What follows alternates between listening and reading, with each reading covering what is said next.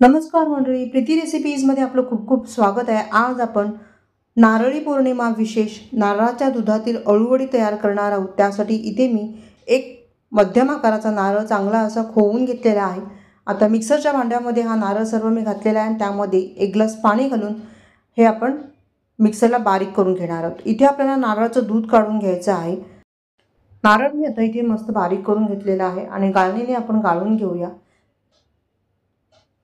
या पद्धतीने हे दूध आपल्याला तयार करून घ्यायचं आहे।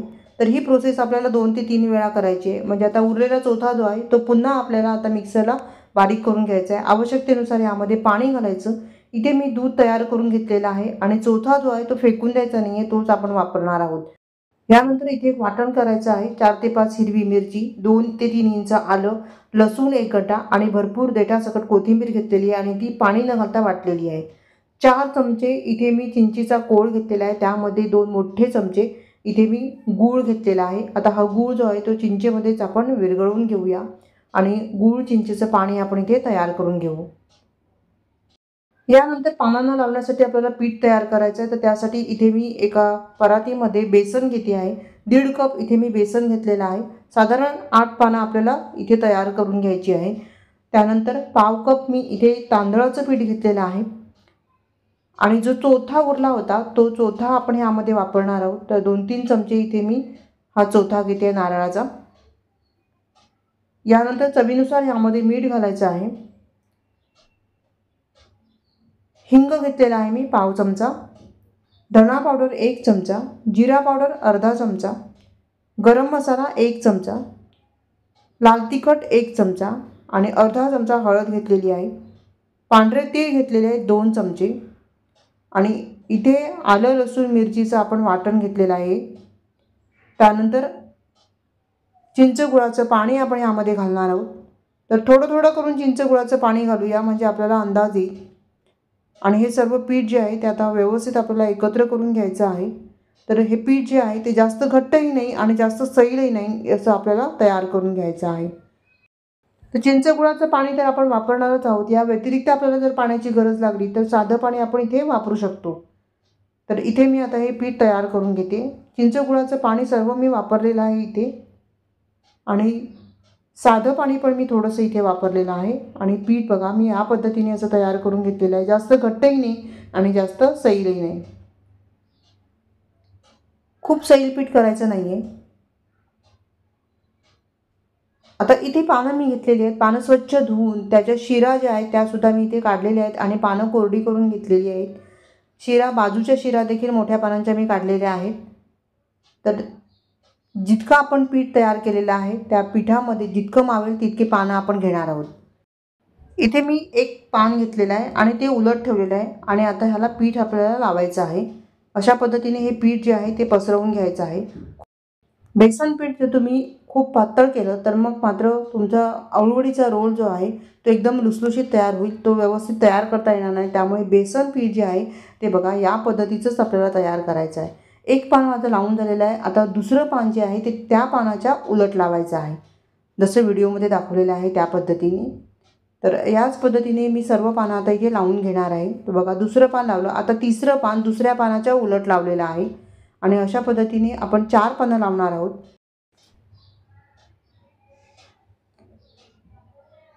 तर इथे बघा मी एक छोटं पान देखील यामध्ये लावलेलं आहे। 4 पानं मी लावलेली आहेत। आता अशा पद्धतीने आपल्याला फोल्ड करून घ्यायचं आहे आणि ह्याचा रोल तयार करायचा आहे।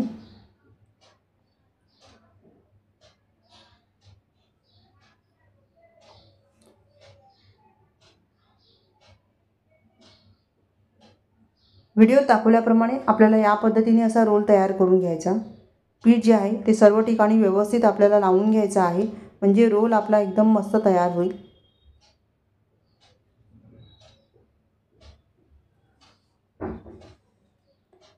तर या पद्धतीने आपल्याला हा रोल तयार करून घ्यायचा आहे, अगदी घट्ट तयार करून घ्यायचा म्हणजे मग अळूवडी जी आहे ती चांगली गोल गोल राहते, सुटत नाही। तर इथे बघा हा रोल मस्त असा तयार झालेला आहे। असाच रोल मी दुसरा तयार करून घेते। तर 2 रोल जितकं पीठ घेतलं होतं त्यामध्ये तयार होतात। आता हा रोल जो आहे तो आपल्याला कट करून घ्यायचा आहे। तर आपण जे उकडवून अळूवडी तयार करतो त्यापेक्षा मोठी इथे अळूवडी आपल्याला कट करून घ्यायची आहे। तर इथे बघा मस्त असे लेयर आलेले आहेत आणि छान अशी भरगच्च अळूवडी तयार झालेली आहे। तर आता आपण व्यवस्थित अशा ह्या अळूवडी कट करून घेऊया। अगदी सहज ह्या कट होतात बघा। तर या पद्धतीने मी सर्व अळूवडी जे आहेत त्या कट करून घेतलेल्या आहेत। आता ह्याला आपल्याला दुधामध्ये शिजवायचं आहे।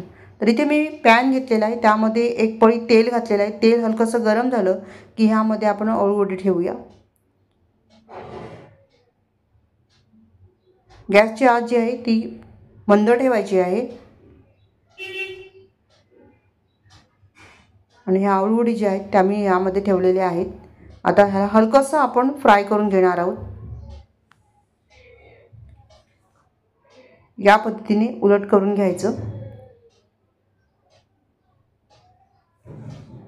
तेलाऐवजी तुम्ही साजूक तूप देखील वापरू शकता, त्याने अळूवडीचा स्वाद आणखीन वाढतो। बघा अशा पद्धतीने मी हे थोडंसं हलकंसं फ्राय करून घेतलेलं आहे। दोन्ही साईडने असं खरपूस तळून घ्यायचं रंग येईपर्यंत। रोल आपला व्यवस्थित आहे, सुटलेला नाही आहे बघा, तुम्ही पाहू शकता। आता यानंतर जे दूध आपण तयार केलं होतं नारळाचं, ते दूध ह्यामध्ये घालायचं आहे।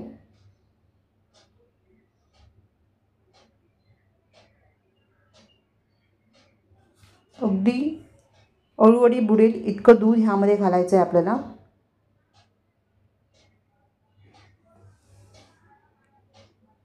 आणि झाकण ठेवून ह्याला आपल्याला शिजवायचं आहे। एक 4-5 मिनिटं हे मी शिजवून घेतलेलं आहे। यानंतर याला उलट करायचं।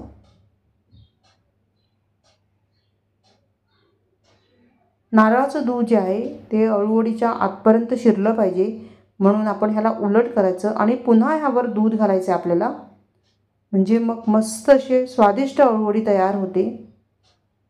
नारळाच्या दुधाची अळूवडी एकदम खायला स्वादिष्टच लागते। एकदा तुम्ही कराल तर नेहमी कराल याच पद्धतीने, इतकी स्वादिष्ट ही अळूवडी तयार होते। झाकण लावून आपण ह्याला व्यवस्थित आता शिजवून घेऊया। नारळाचं दूध जे आहे अगदी आटवून घ्यायचं आहे बघा, आणि ही अळूवडी जी आहे ती आता मस्त अशी तयार झालेली आहे। तुम्ही पाहू शकता इथे मस्त आपल्या ह्या अळूवड्या तयार झालेल्या आहेत, एकदम स्वादिष्ट लागतात। तर ह्या नारळी पौर्णिमेला तुम्ही नारळाच्या दुधाची ही अळूवडी तयार करून बघा, नेहमी अशीच कराल, इतकी स्वादिष्ट लागते। चला तर मग मस्त आपली ही डिश तयार झालेली आहे। रेसिपी आवडली तर लाईक आणि कमेंट करायला मात्र विसरू नका। आता बघा ही अळूवडी तुम्हाला मी अगदी जवळून दाखवते आहे, किती मस्त तयार झालेली आहे। खाऊन पोट भरेल पण मन भरणार नाही, इतकी स्वादिष्ट ही अळूवडी तयार होते। व्हिडिओ पाहिल्याबद्दल तुम्हा सर्वांचे खूप खूप आभारी आहे। पुन्हा भेटूया अशाच एका छान नवीन रेसिपीसह, तोपर्यंत धन्यवाद, बाय बाय।